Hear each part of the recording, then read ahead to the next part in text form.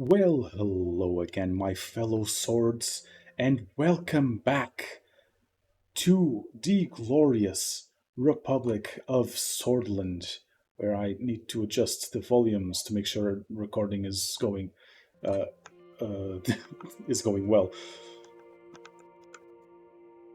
We had an emergency meeting about the dangerous subversive elements that plague our nation, but I am confident that with good adherence to soulless principles, we shall be able to overcome.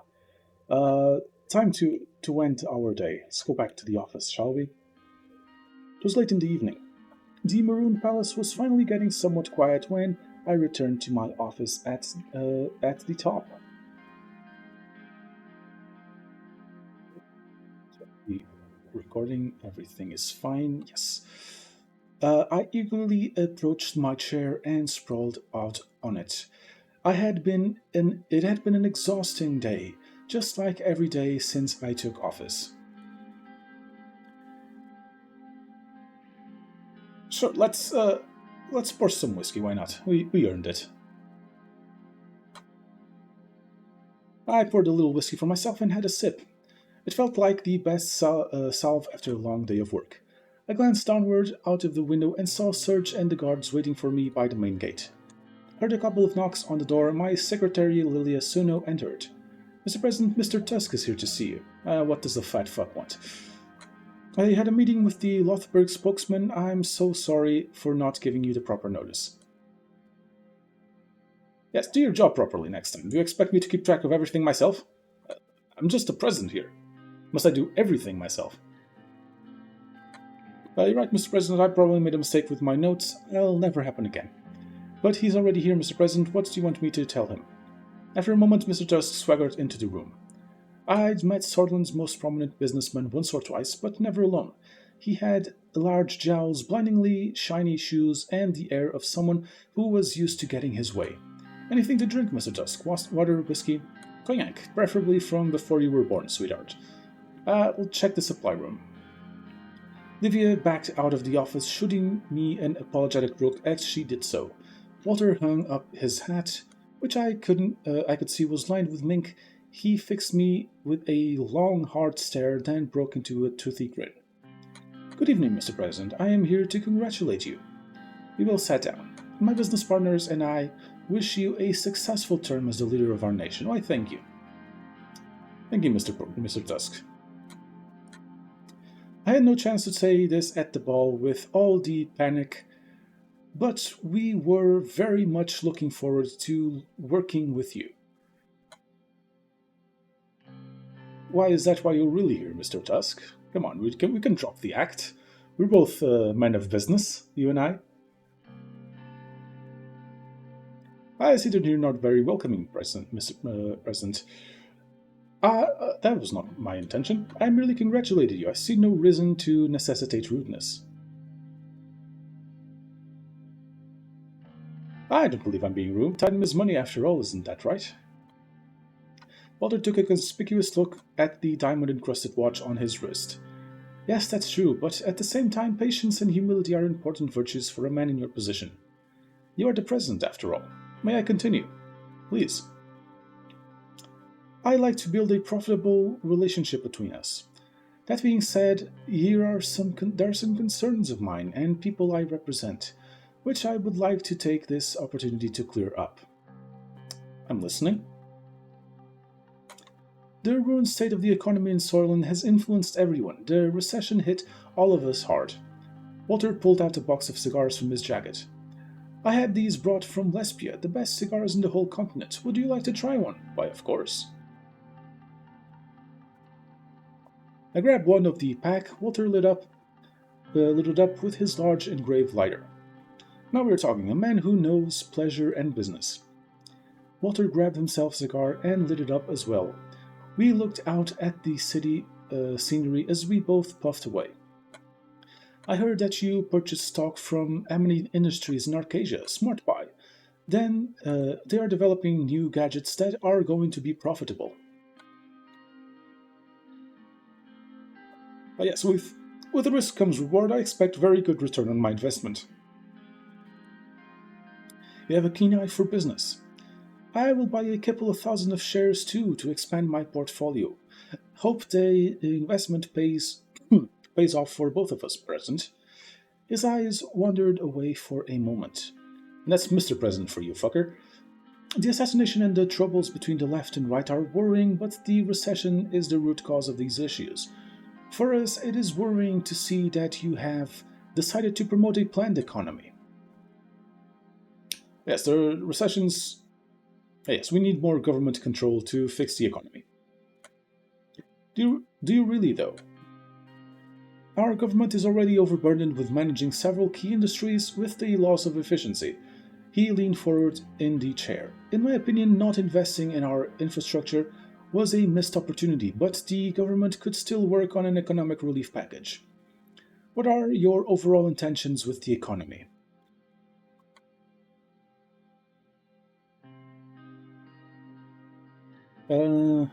What should we tell him? What should we tell him?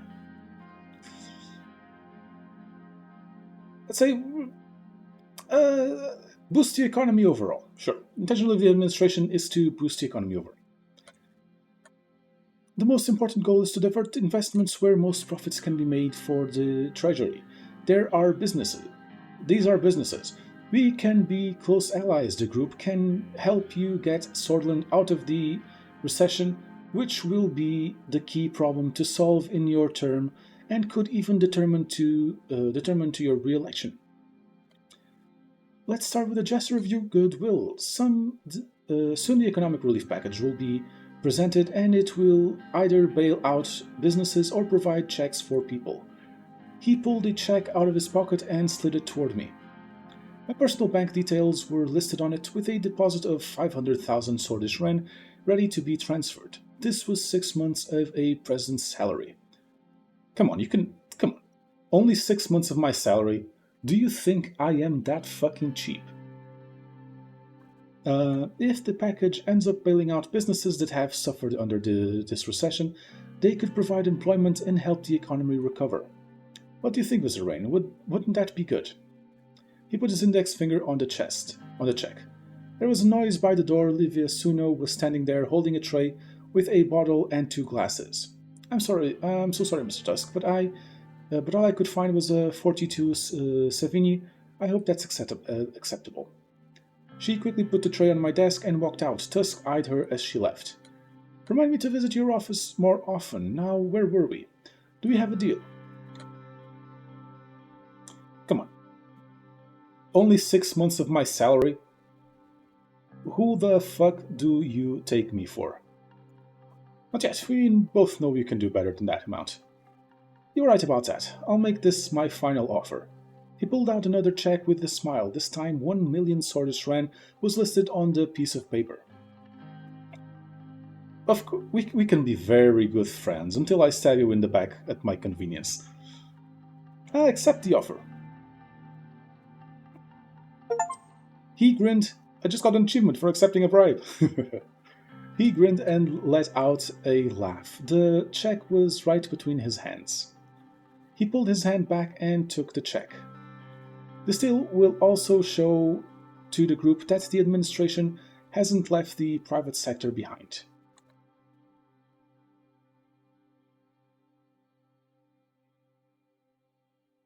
The administration will maintain a very good relationship with the group. Great to hear, President. Oh, and before I forget, a final token of my gratitude. Walter pulls a box of cigars out of his pocket and label reads Varo Ben Vinotto. Some of Lespia's finest, made by true craftsmen in the fabled city of San Verlon. You should visit someday, should the opportunity arise. We will be in touch. Walter stood up, grabbed his jacket, and shook my hand before making his way toward the door. He smiled before closing the door, and leaving, I gathered my things and prepared to finally head home. As I walked out, I noticed Livia still there, covering up her typewriter for the evening.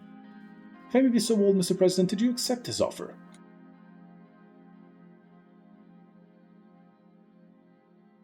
Of course I didn't. How could you even ask me that? Never happened. The other girls have told me about all kinds of dealings that went on during the Alfonso administration. I wasn't sure if you were that kind of president. I most certainly am not. No, don't worry your pretty head about it. She and I took a moment to look out over the lights of the city before heading to the elevators. It's fine, it's just a campaign contribution. It's fine. Okay, anything else we have? Do we have anything else? Not really. Okay, fine. Okay. Things are shitty along the border. We already knew that. Local police is working with nationalists. I'm not fucking surprised. Okay, salaries under scrutiny. Come on, they're just being paid what they deserve, obviously. And if some of that money kicks back to me, I'll also be very grateful. Corporate responsibility, reforms demands, gain popularity. Solidarity March, blood citizens targeted. Everything's fine. Everything is fine. Fine. Now,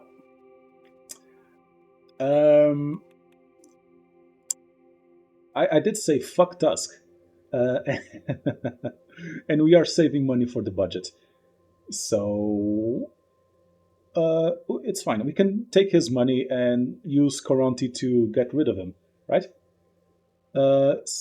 We'll save money to increase budget on everything. Now, our motorcade headed to the meeting location set by Marcel Coronti. I had only my most confidential and trustworthy team members with me. After a few hours of driving along River Eskel, we took a turn before entering Conriat. The darkness started setting in as we drove up to a hill. Where are we, Serge? We are nearing the HOS Country Club, Mr. President.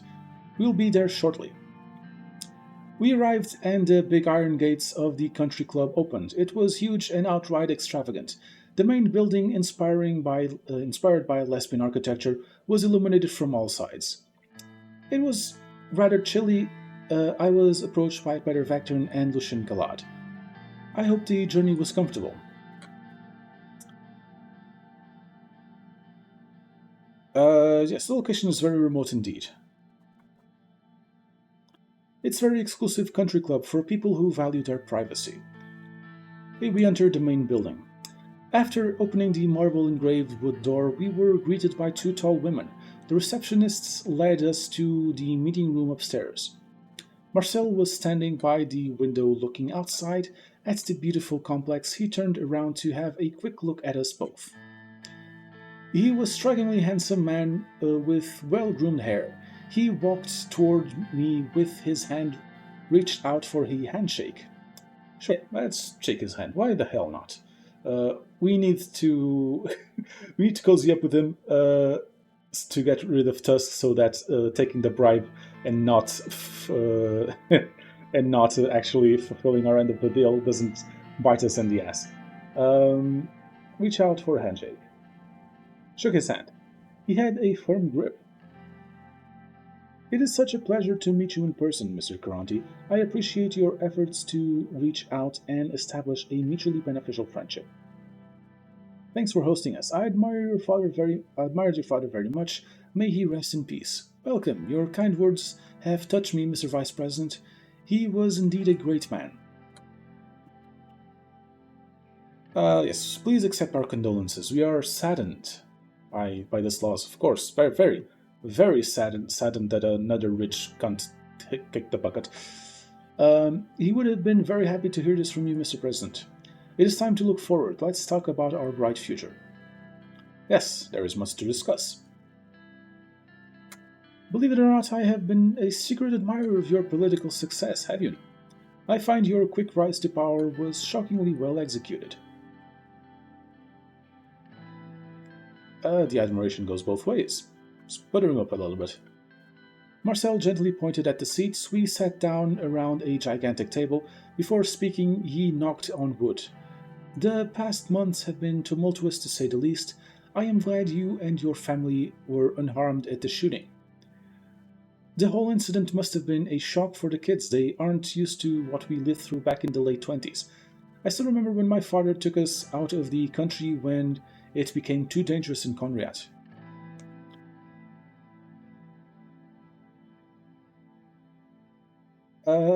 Sure, I will. Yes, they will startle, but the important thing is that they are safe and sound. Of course, that is all that matters. No family should suffer from tragedy, even ever again. We had enough of that.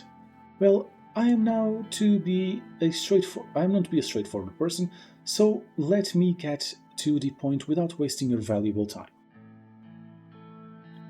It was during the Alfonso campaign when I was struck by what you have done within the party. Marcel started to look at one of the paintings at the wall.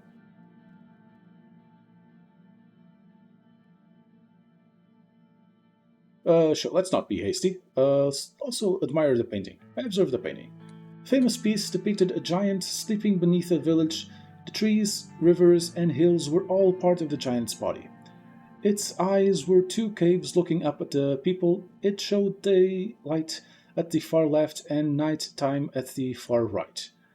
The giant seemed to be watching the village. It was totally unbeknownst to the villagers.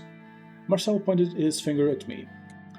You said you will transform this nation, Mr. Ryan. My conglomerate has a way of doing things, and I don't want them to change. So I want to cooperate with you. Please, explain further. You might have the people's support now, Mr. President, but what happens when you make mistakes? Everybody makes mistakes. What is that supposed to mean? Let's hear his point, Vice President.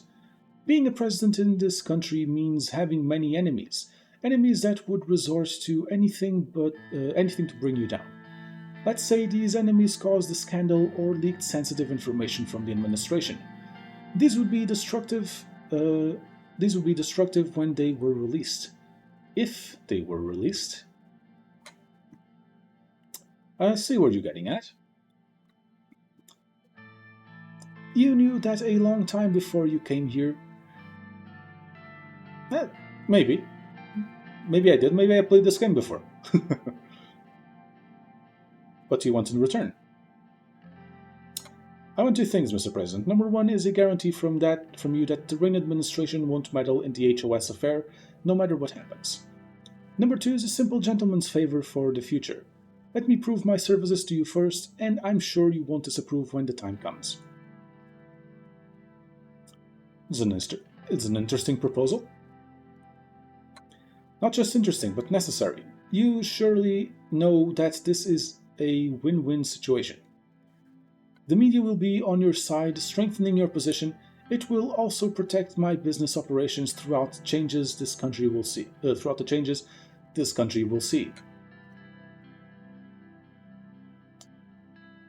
Sure, we have a deal. We need friendly voices on our side. It's not lying. It's just massaging, giving people alternative facts that they can believe. We have a deal, Mr. Caranti. We have a deal. Happy to hear that. You can contact me personally through this number. As soon as you know that a story against you will break, please call me and it'll be taken care of. I hope you will uphold your end of the bargain as well. A deal is a deal. Just don't ask Tusk if I keep my deals that I make under the table. It's fine. It's fucking fine. A man of his word. Excellent. We will meet again. Goodbye. Thank you for your time, Mr. Caranti. Return to Whole Sword. Return to Whole Sword. Everything is fine. Okay. Demands emergency to be called. Sure, of course we will attend the funeral. We are very saddened, very deeply saddened by the death of Bernard Circus. It's truly a shame what these communists have done. Just brought such violence to our country. Okay, funeral of Bernard Circus. Dark clouds were looming over there. They looked daunting as our convoy started approaching the centuries-old cemetery. It looked like it was going to rain, certainly fitting weather for a funeral. As expected, Bernard Circus passing maintained its media traction, and all of Sorlin was paying attention to the ceremony, especially to what I would say in my speech today. I have to make a speech? To a bunch of communists? Ah, shit. This might not go well for me. No, of course, I'm a master strategist. Of course, this will go well for me. Sir, we have arrived. Raindrops were running down the car window when Serge opened my door and held an umbrella over my head. As soon as I got out, flashes from the cameras blinded me. It is okay, Serge. I will hold my own umbrella. This must be shown to be a man of the people, of course. As you wish, sir. He handed me the umbrella and started waiting next to the car with his own. Peter and Carl exited from their own cars in the convoy. They made their way over to me. Anton, Mr. President, I just wanted to inform you that the perimeter is clear and secured completely. There's no one getting in or out without our knowledge. You better be right for your sake. I have taken the necessary precautions. I personally made sure of that. We are all safe. Good. If anything happens to Anton, you will have to answer to the First Lady. And trust me, Carl, you don't want that. Peter let out a laugh, which drew some attention from bereaved attendees. We're in the fucking funeral! Peter, you're being inconsiderate. You're right, sorry. It started to rain. Several unintelligible voices were heard from Carl's radio. He stepped out to reply and returned shortly. We have a small problem, sir. A few, 5 to be exact, Red Youth members are here to attend the funeral. They apparently said they wish to pay their respects to their fallen comrade. Should we let them in? Of course. We're gonna start cracking down on them soon enough, so let's give them one last chance to say goodbye, right?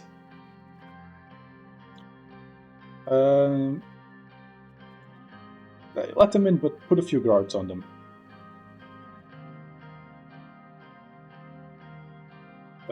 As you command. Let's head over. They are about to start. We walked toward the crowd circled around the grave. Everyone in attendance was wearing black and mourning. The rain started pouring heavily.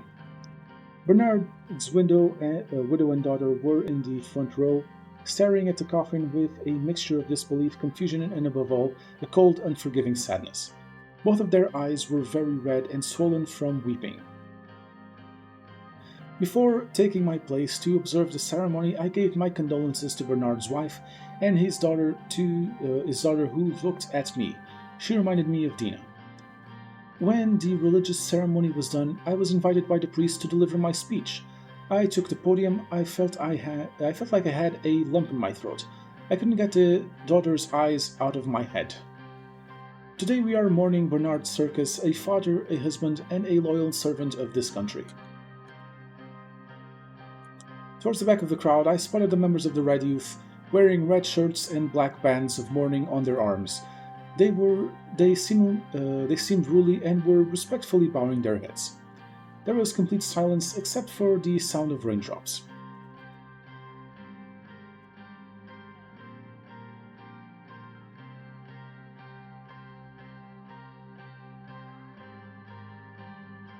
I will confess I disagree with Bernard Circus almost entirely, but it doesn't mean that he deserved this. Our country can be a better place.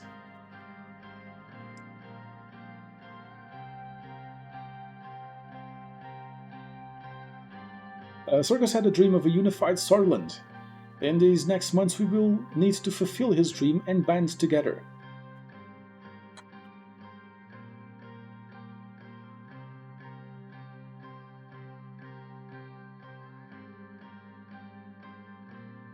Um, sure. Let us all mourn the passing of Bernard Circus and remember him well. Sure. I would now like to recite one of the poems he left us.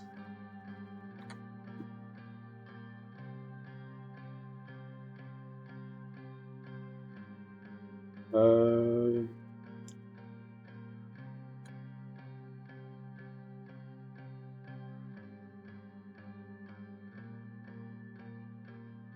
which one? Sure. Our only strength is the will to survive, knowing that we will perish, knowing nothing more absolute. Moment of silence, please. During the silence, all that was heard were the ravens. Some attendees started clapping, some crying. The coffin was lowered into the grave by the gravekeepers. After a couple of minutes, Bernard Circus was with the soil, no more. As we bid farewell to Bernard, I want to close with the words that every sword lives by. Amargana swears core. Everyone replied, Vector and Sizda. Victory is close. With applauses, I stepped down from the podium. It was time to leave. The widow thanked me with a softened and defeated voice before we dispersed. On my way back to the car, I still couldn't get the eyes of Bernard's daughter, nor the faltering voice of his wife, out of my head. Would Iana, Monica, and Frank look the same way if something happened to me? Pedro put his hand on my shoulder. That was a good speech. I sensed only respect from his voice. It's time to go. Agreed. We've got work to do. He was right. We had work to do, so much more to do. I realized that the rain had stopped, and I looked up. The black clouds slowly dispersed, and sunbeams enlightened our surroundings.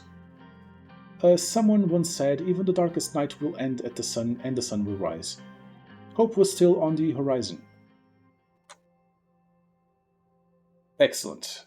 Excellent. Briefing on the current diplomatic situation.